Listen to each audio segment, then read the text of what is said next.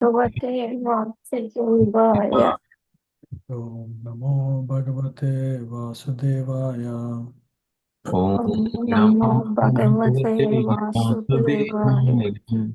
Narayanam Namaskrityam Narayanam Narayanam Namaskrityam. Namaskritya Naram Chaiva Narottamam Naram chaiva narottam Narottamam. Devim Saraswati Vyasam Devim Saraswatim Vyasam Tato Jaya Dhirayed Tadojayam Udirayet Nashta Prayeshu Abhadreshu nashtaprayeshu Yeshu abhadreshu Abhadreshu Tyam Bhagavata Sevaya nityam bhagavata Bhagavata sevaya Bhagavate Sevaya. Bhagavati Uttama Shloke Bhagavate Uttamastoke Uttama Bhaktir Bhavati Naishtiki Bhakti Bhaktir Parvishnamasti. Krishnaya Vasudevaya Krishna Krishnaya Vasudevaya. Devaki Nandanaya Cha Devaki devaki Devankinandanaya Nandanaya Cha. Nanda Gopakumaraya Nanda Gopa Kumaraya. Govindaya Namo Namaha. govindaya Govindaya Namo Namaha. Hare Krishna. Thank you for joining. So we'll continue the second canto, ninth chapter. It's been a few weeks, so we'll just discuss the first three verses in brief. So we'll cover the second set also, setting the platform for Brahma and Lord's conversation. So the first section is, so Parikshit Maharaj in the past chapter inquired about the relation between Jiva and material body. So Sukadeva Goswami will answer that in this first three verses. Yeah. So first verse translation, Sri Sukadeva Goswami said, O king, so this is to answer the relation between material body and the Jiva, which is spiritual. Because Jiva is spiritual, body is material. How can there be any relation between the two? So that was the question. And Sukadeva Goswami answers very appropriately. So, O king, unless one is influenced by the energy of the Supreme Lord, Supreme Personality of Godhead, there is no meaning to the relation of the pure soul in pure consciousness with the material body. So there is the influence by the energy of the Lord that makes the jiva feel as if they have a relation with the material body.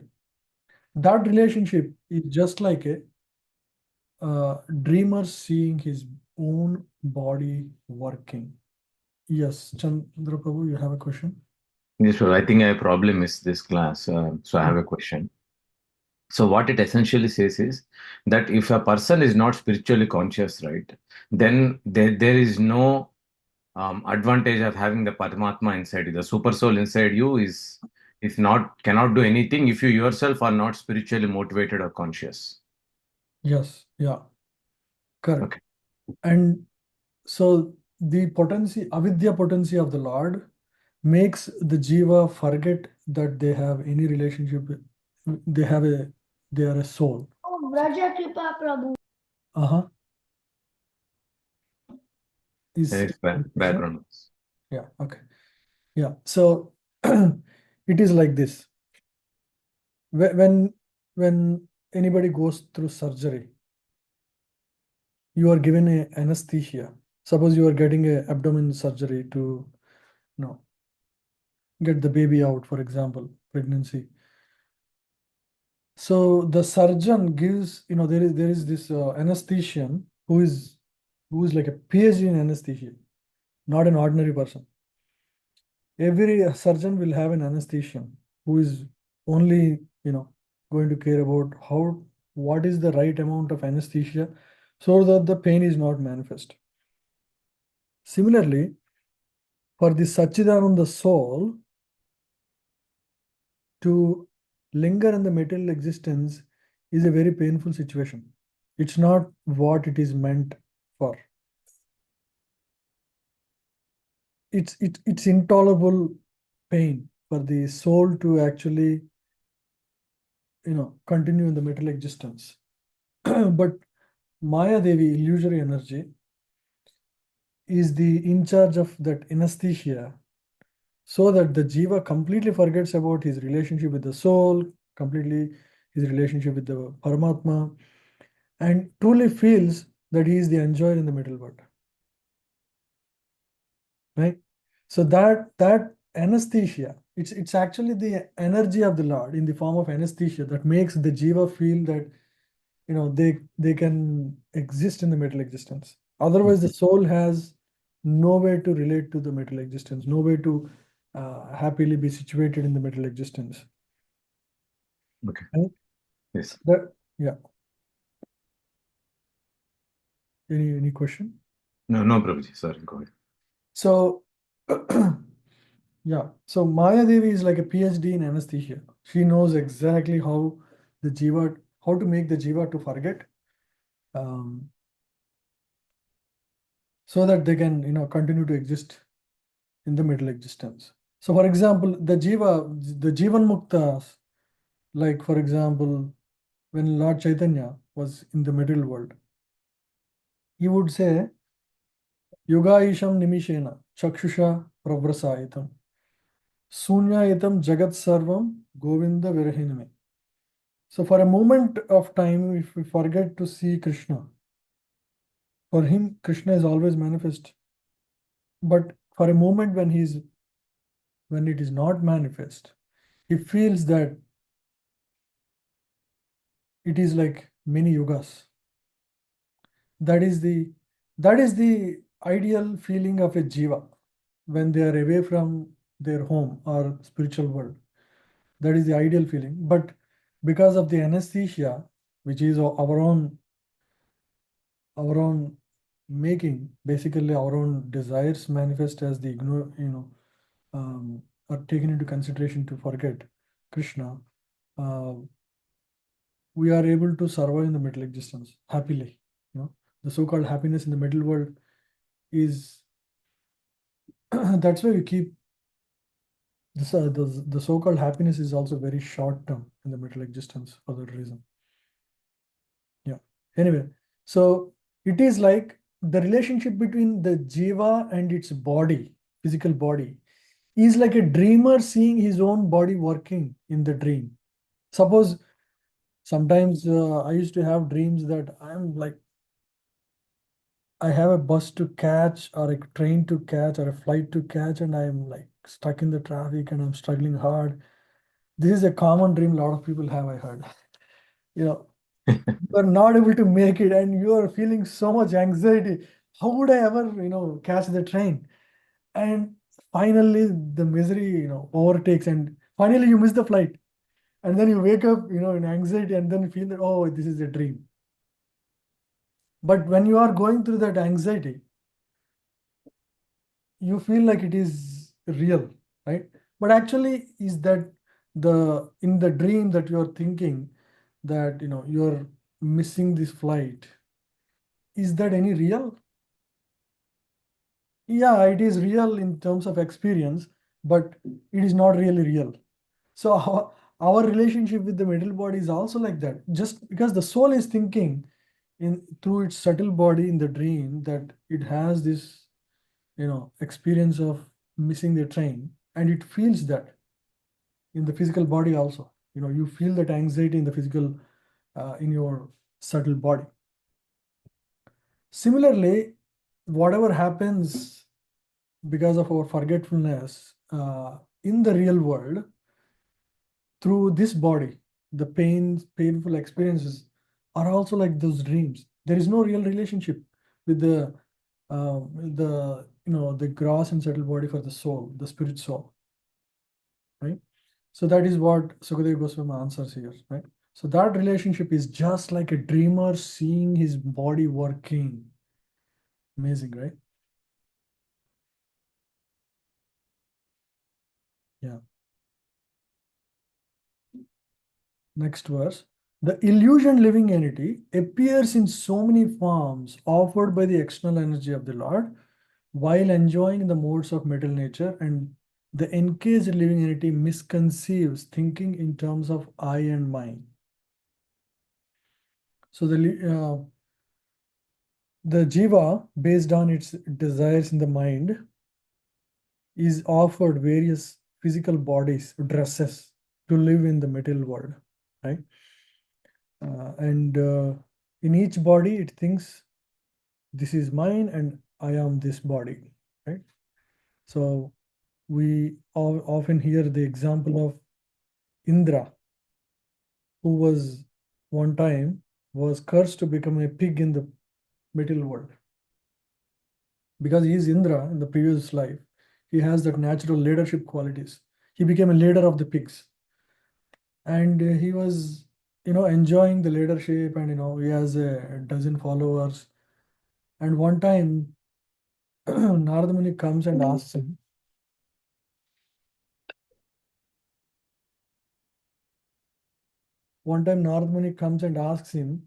how can I, Narada Muni says, my dear Indra, you are a king in the heaven. What are you doing, loitering in this, mud in the middle world? You are really the king. But the pig says the Indra in the pig in the body of pig says, no, I'm happy in this, I'm the leader and I have to take care of all these people. Please don't come now. We can discuss later this matter. So in this way, even though one is an Indra, the I and mine feeling is so strong, that root the jiva in the middle world very strongly. It's very difficult. The forgetfulness with that, the avaranatmaka shakti that occupies the, the jiva is so powerful that, completely forgets his original relationship with Krishna, or him, that his identity as the soul. Yeah. And it is all based on one's desires. It's nothing to do with it's one's own doing of the past that makes him situate in that life, in that particular body. It's one's own desires that force him to be in that state of mind. And the third verse, as soon as the living entity becomes situated in his constitutional glory as the soul, right? That is only possible when one performs bhakti and begins to enjoy the transcendence beyond time and material energy. He at once gives up the two conceptions of life, I and mine, and thus becomes fully manifest as pure, as the pure. But by the grace of devotees, if a jiva somehow takes up to the practice of devotion service and situates himself, understands himself as the servant of Lord, and engages himself as a devotee of the Lord in various ways in serving the Lord, then he would forgive, or not forgive. He would get out of the misconceptions of life, like I and mine, and thus his soul purely manifests, right? So the desires of the soul manifest in him, and he will act accordingly. So this is the answer to the question of Parikshit Maharaj. Hey, what is the relation between the jiva's body and the jiva himself, the soul? Yeah, so we covered this. So now we'll read this. Atma Tattva Vishuddhyardham Atma Tattva Vyaktam Yaha Bhagavan Ritam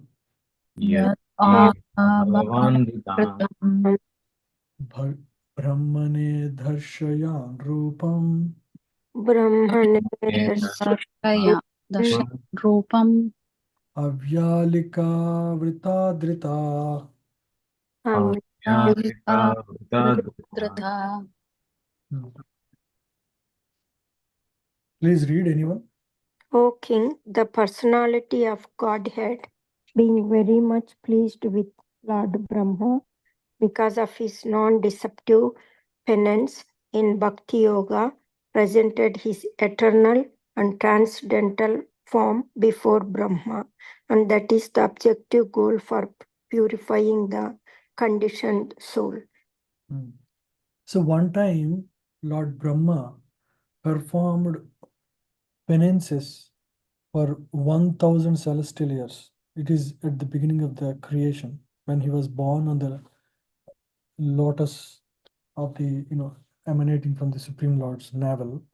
So at that time, he performs non-deceptive penance in Bhakti Yoga. So he performs the Bhakti Yoga and then he receives the Ritam Rupam, Darshayan Rupam. So Supreme Lord manifests his original form, the spiritual form, right? So that form he would manifest because Lord Brahma was engaged in a very pure practice of devotion service. So, and that is the objective goal of for purifying the conditioned soul. So because the Jiva man performed, Brahma is also a Jiva, but he has performed this pure devotion service, which enabled, which made the Supreme Lord very pleased to actually display his transcendental form before him. What is the meaning of penance, Prabhuji? Penance means austerity.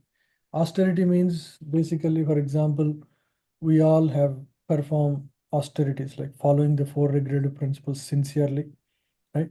No meat eating, no gambling, no intoxication, and no, what is the last one?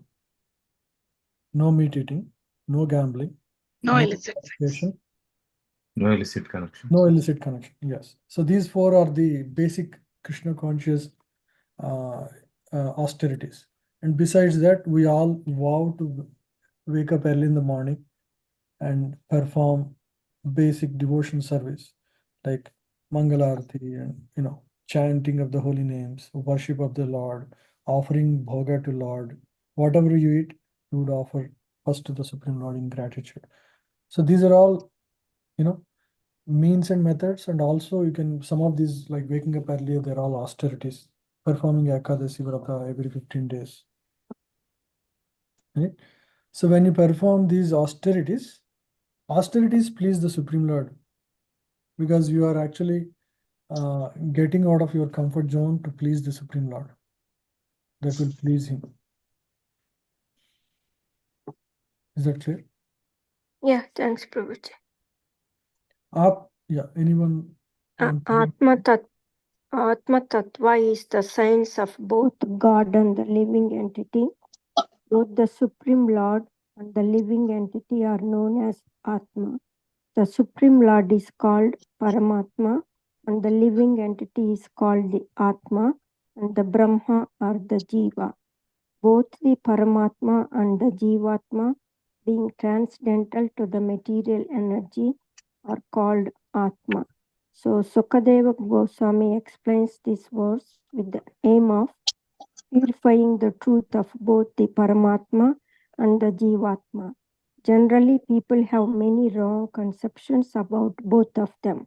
The wrong conception of the Jivatma is to identify the material body with the pure soul, and the wrong conception of Paramatma is to think him on an equal level with the living entity.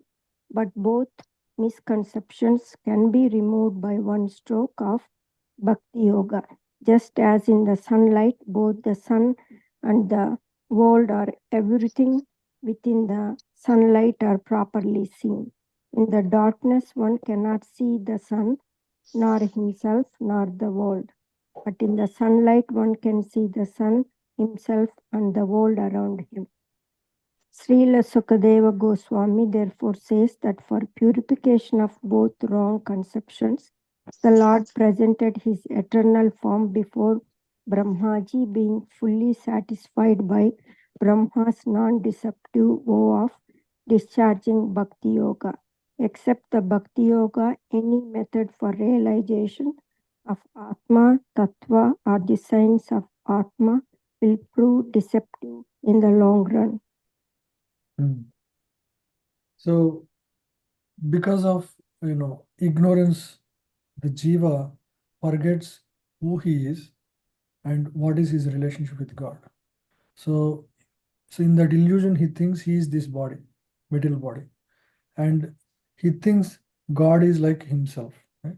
Paramatma as good as himself. So these two are two misconceptions.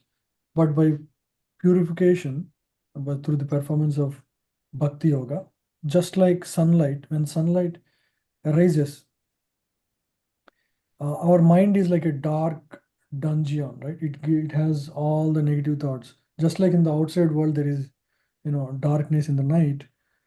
Similarly, our mind without Krishna is like, like this whole, universe without sun.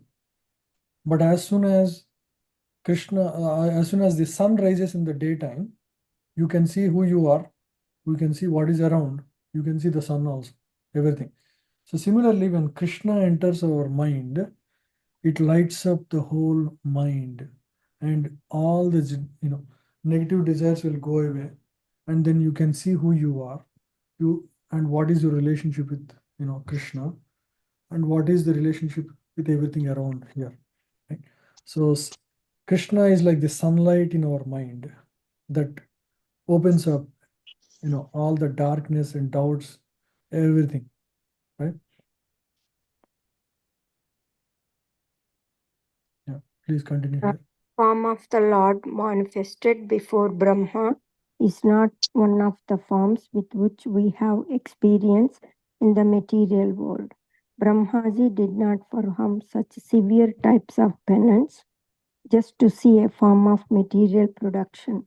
Therefore, the question by Maharaj Parikshit about the form of Lord is answered. The form of the Lord is Satchit Ananda, or eternal, full of knowledge and full of bliss. The material form of the living being is neither eternal nor full of knowledge nor blissful. This is the distinction between the form of the Lord and that of the conditioned soul. The conditioned soul, however, can regain this form of eternal knowledge and bliss simply by seeing the Lord by means of Bhakti Yoga. Hmm. Yeah.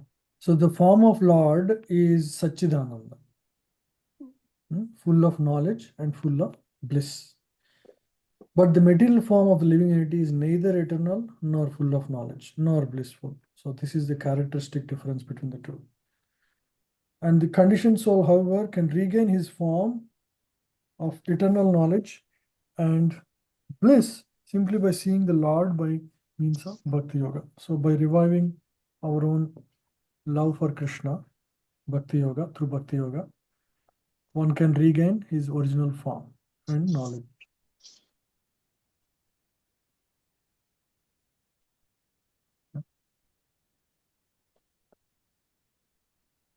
Sa Adidevo Jagatam Paro Guru Adidev Adidevo Jagatam Paro Guru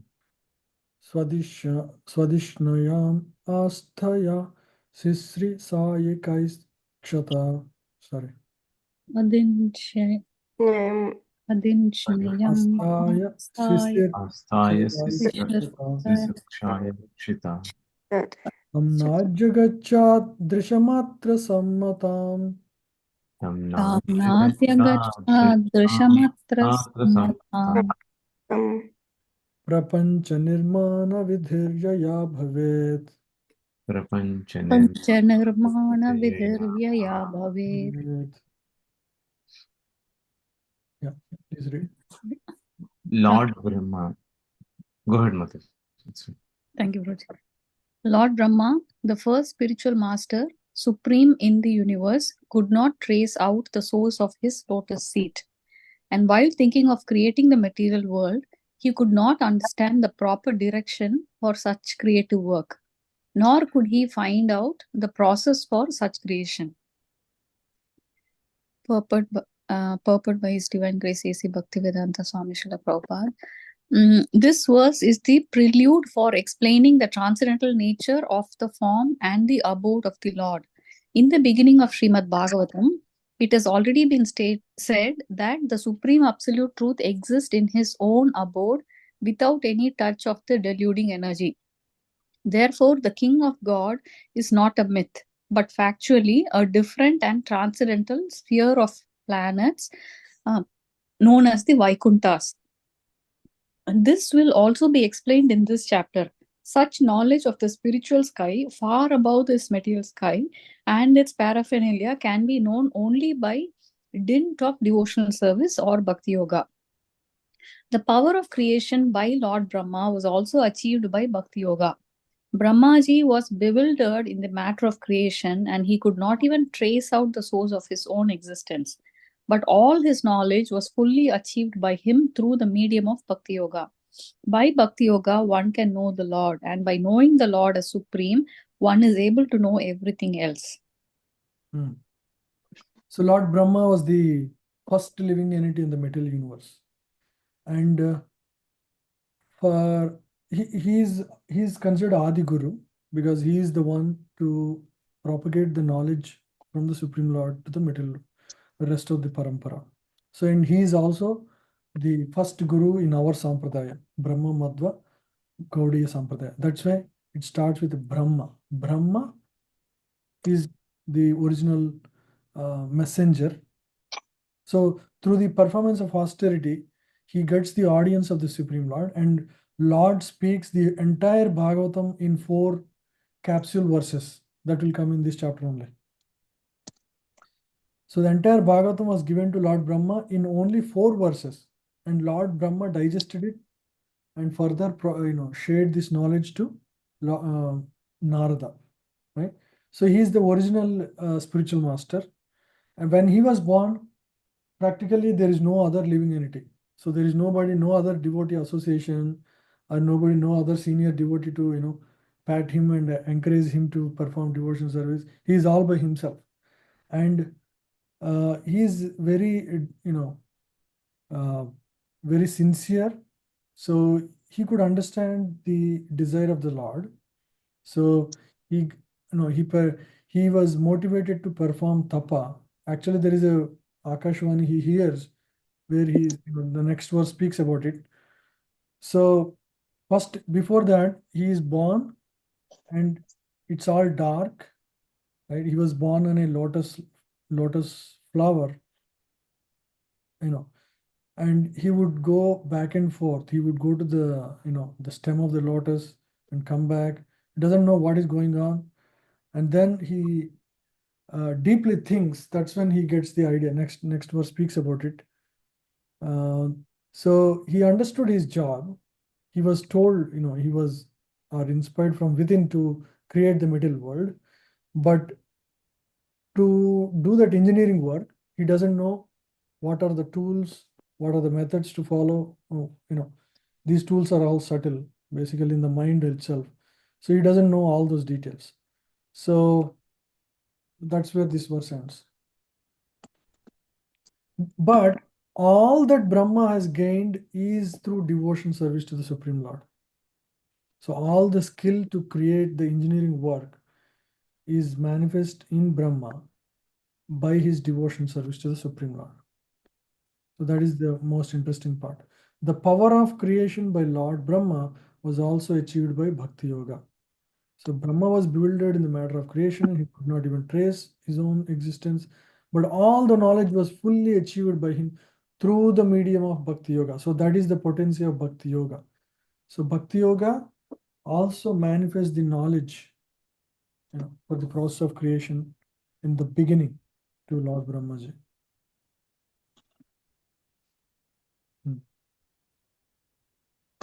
So next verse, now let's read. Sachintayan dvayaksharam ekadam bhasi. Sachintaya Sachitayam Divya Aksharam Ekadam Vasti Upashinodvir gaditam vacho vibhu. Upasvinod Gaditam Vacho Vibhu Sparshetu yatsodasham ekavimsham. Parsesu Yatso Dasam Ekavimsam Nishkinchananam nripayadganam vidu.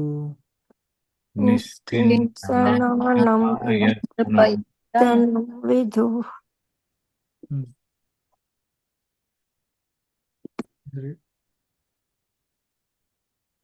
Right. While thus engaging in thinking in the water, Brahmaji heard twice from nearby two syllables joined together. One of the syllables was taken from the 16th and the other from the 21st of the Sparsha alphabets, and both joined to become the wealth of the renounced order of life. This is another way of seeing, one of the syllables was taken from the 16th and the other from the 21st of the Sparsha alphabet. The first alphabet is Ta, second alphabet is Pa. So that is what this is. So tapa is the word he hears, and he engages in tapasya for 1000 celestial years. Please read. In Sanskrit language, the consonant alphabets are divided into two divisions, namely the Sparsha Varnas and the Talavya Varnas.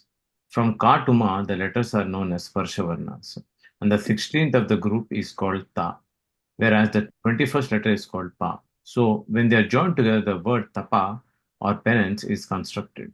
This penance is the beauty and wealth of the Brahmanas and the renounced order of life. According to Bhagavata philosophy, every human being is meant simply for this tapa and for no other business, because by penance only one can realize his self, and self-realization and not sense gratification is the business of human life. This tapa or penance was begun from the very beginning of the creation, and it was first adopted by the Supreme Spiritual Master, Lord Brahma. By tapasya, only one can get the profit of human life, and not by a polished civilization of animal life. The animal does not know anything except sense gratification, the jurisdiction of eat, drink, be merry, and enjoy. But the human being is made to undergo tapasya for going back to Godhead, back home. When Lord Brahma was perplexed about how to construct the material manifestations in the universe and went down within the water to find out the means and the source of his lotus seat, he heard the word tapa vibrated twice, taking the path of tapa in the second birth of the desiring disciple. The word upasranot is very significant. It is similar to upanayana or bringing the disciple nearer to the spiritual master for the path of tapa. So Brahmaji was thus initiated by Lord Krishna, and this fact is corroborated by Brahmaji himself in his book, the Brahma Samhita. Yeah. So our Guru Parampara begins with Lord Brahmaji, and he was initiated directly by the Supreme Lord.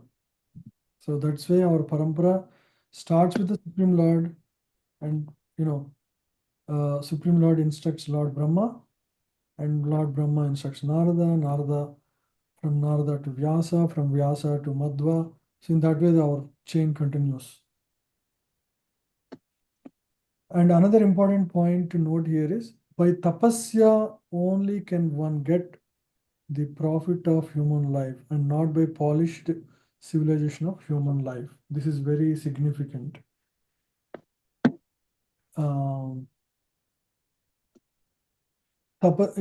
Any tapasya, right? Like especially even doing extra rounds. For example, when we do extra chanting, that day you feel difference. There is the 16 rounds that we always chant, but when you do more, like say 8 rounds or 16 rounds extra, you would immediately see the difference, because you are giving your time and energy to higher purpose, right? So similarly, many devotees also, especially when they fast and perform devotion service sincerely, they have much deeper realizations, right? As you minimize, especially because in Kali Yuga, one of the most difficult austerity is to control our tongue, to not eat for a good significant time, right?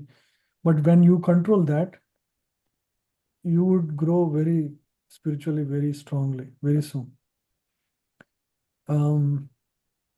Just a story from Journey Home. Some of you might have heard or maybe read the Journey Home by His Holiness Radhanath Swami Maharaj. So in that, in that book, he was on a journey of discovery about self. He was hitchhiking from the West, US, to India, trying to find meaning and purpose of life, right? At the age of 18, before even completing college. So in that journey, he met various sadhus, and at one time, he would do a lot of austerity as well. Like whole day, he would just stay on the banks of Ganga and meditate on the Paramatma, right? So in one of those days, once he took the austerity of not eating whole day, just in the end of day, just eat couple of fried peanuts if available, or something like that. Some very minimal food he would take every day, and he would sit on the bank of Ganges and meditate on Paramatma for several hours. And one time he has a transcendental experience wherein he was told by the Ganga, the Ganga was flowing on the side while he was meditating on this rock. He could clearly hear the sound of Hare Krishna Mahamantra in that waves of the river. And he understood, okay, that I should take to the pursuit of chanting of the Mahamantra as my life's.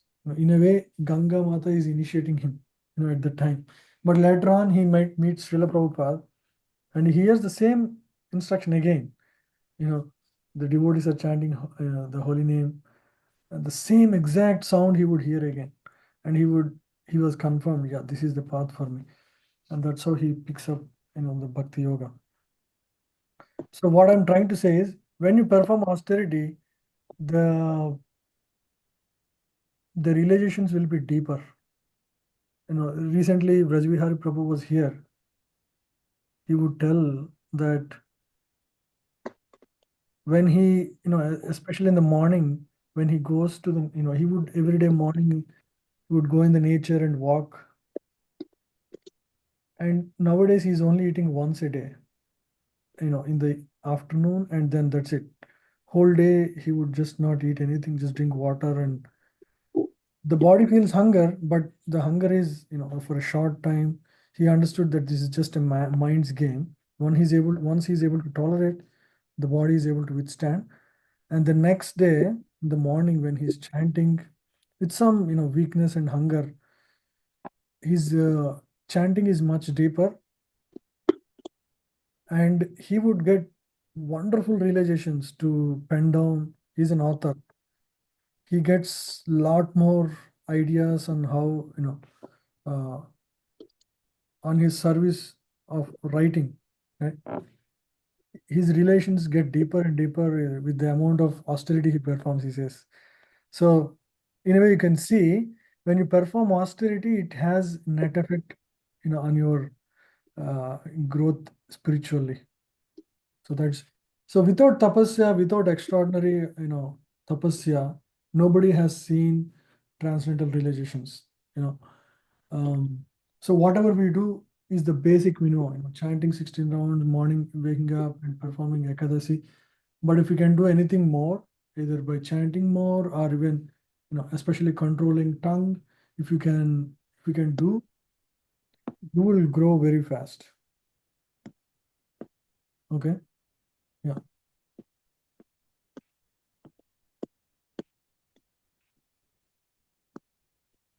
Yeah, so we read this. Yeah. Nishamya tad vakritar didrikshaya disho. Nisamya tadvakridrikshaya diso. Vilokya tatranyad apasyamana. Vilokya Swadhishnayam asthaya vimrishan taditam. Krishnyamaastaya Vimishya Tapasi upadishta ivadadhe mana.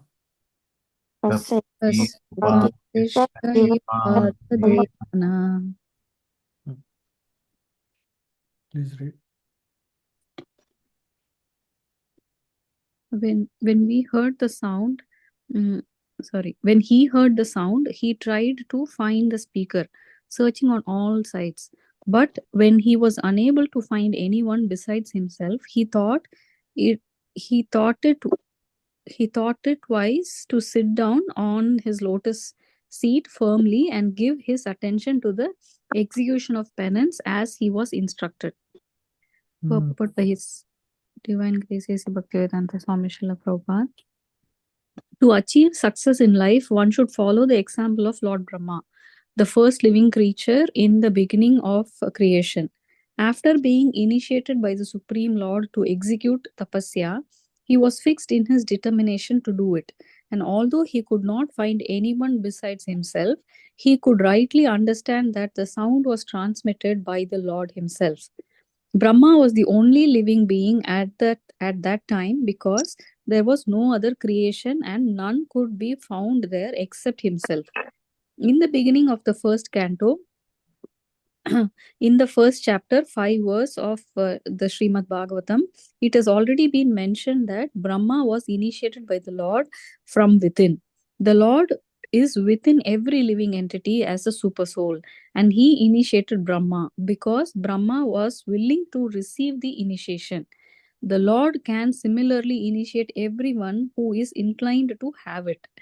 As already stated, Brahma is the original spiritual master for the universe, and since he was initiated by the Lord himself, the message of Srimad Bhagavatam is coming down by disciplic succession.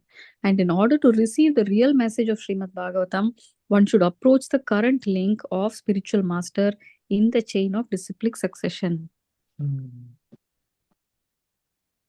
So Brahma heard this sound. He tried to find who was speaking, but he could not. But he understood the instruction and he executed. He firmly believed it. It's not some illusion or anything. He just believed it and performed austerity as he was instructed. And this is exactly how, in the purport Srila Prabhupada says, this is how exactly one should follow. For us, there is a spiritual master to instruct. For Brahma, there is nobody. I mean, physically manifest at least.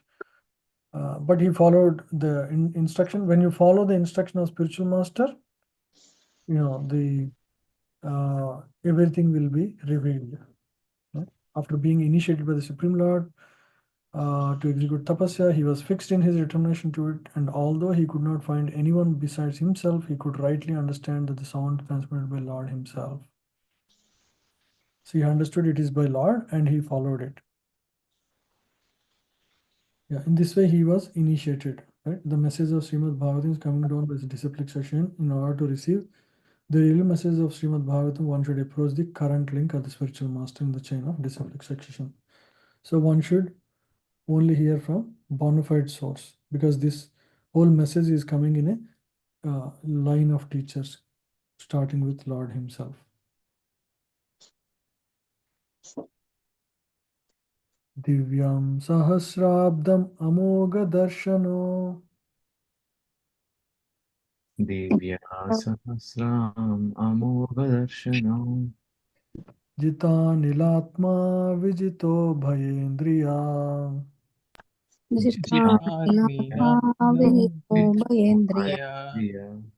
Atapyata Sma Kila Lokatapanam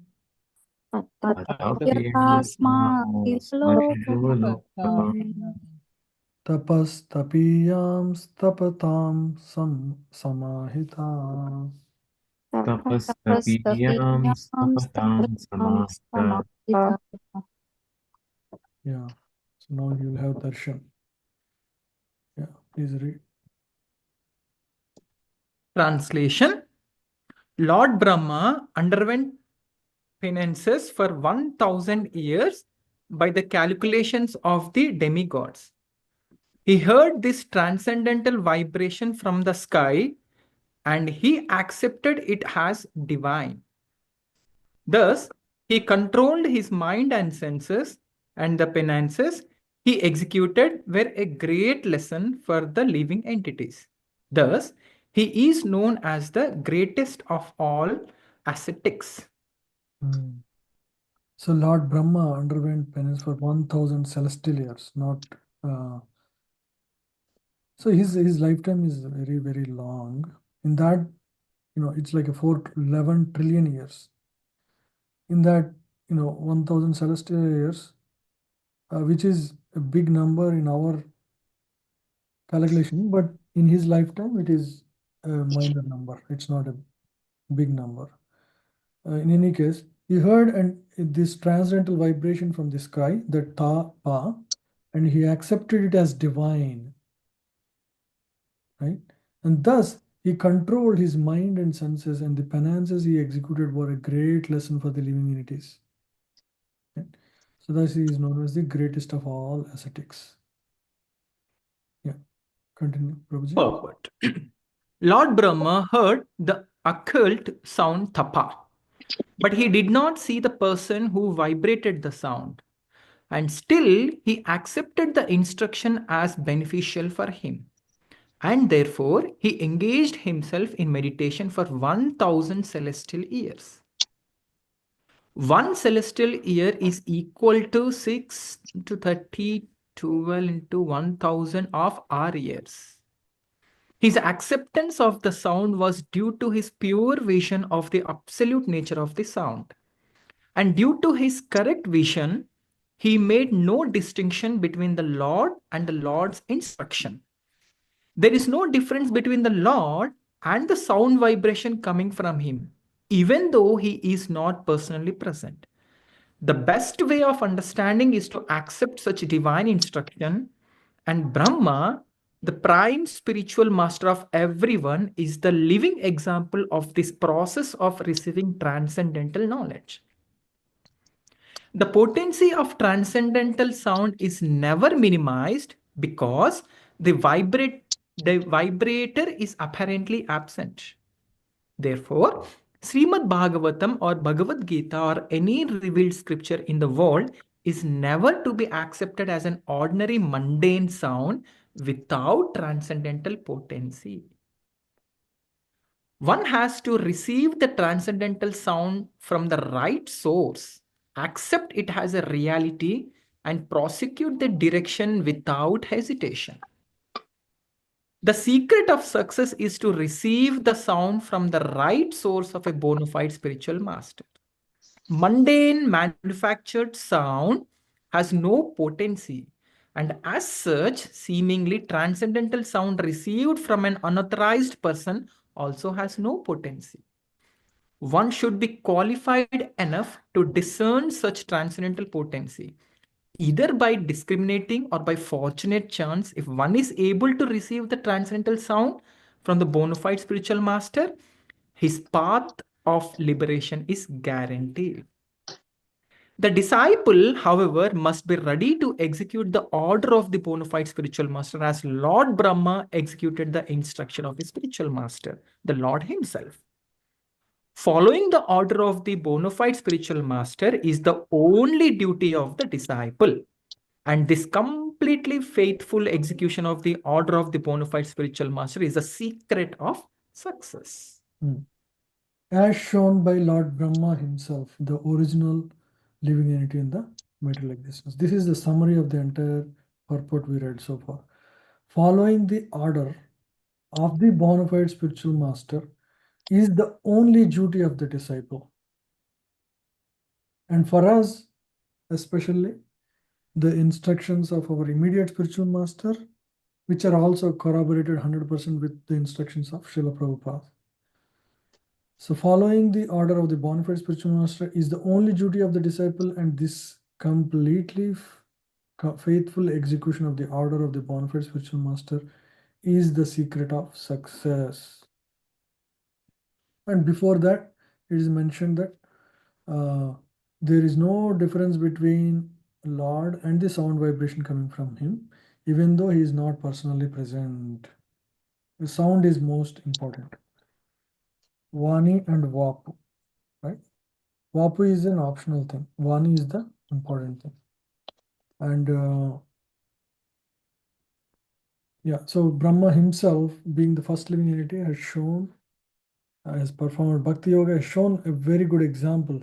Yeah, he was completely a surrendered soul to the Supreme Lord, and he performed tapas to please him, and he received direct instructions, and he has passed the same message to the next line of teachers.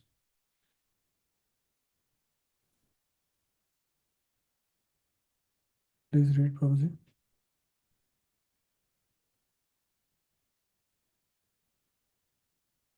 Yeah.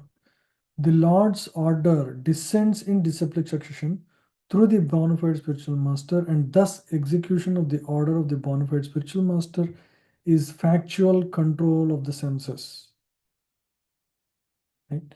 So we don't need to do any separate endeavor for controlling senses. Just by following the order of bona fide spiritual master, we will achieve the same. Right?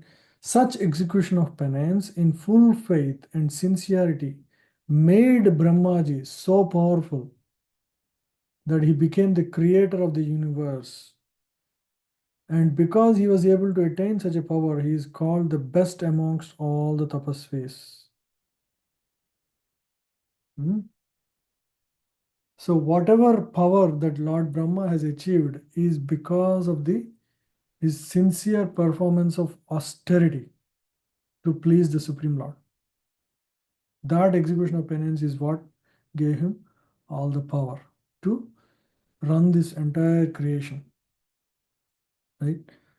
Similarly, whatever services we do should manifest from our sincere devotional practice. Right? Chanting and hearing, these are our practices.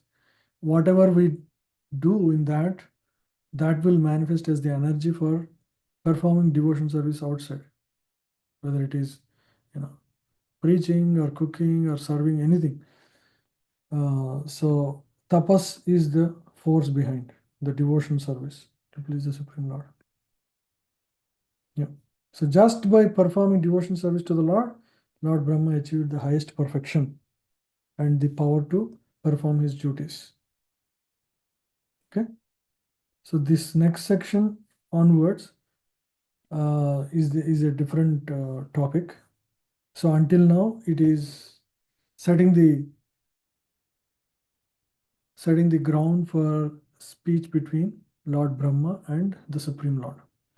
And Lord is very pleased by Lord Brahma's sincere and serious penance for 1000 celestial years. So that is very evident from his next few verses. We'll discuss in the next session, where it will be an interesting conversation. Yeah. Any discussions, questions, or any realizations you want to share?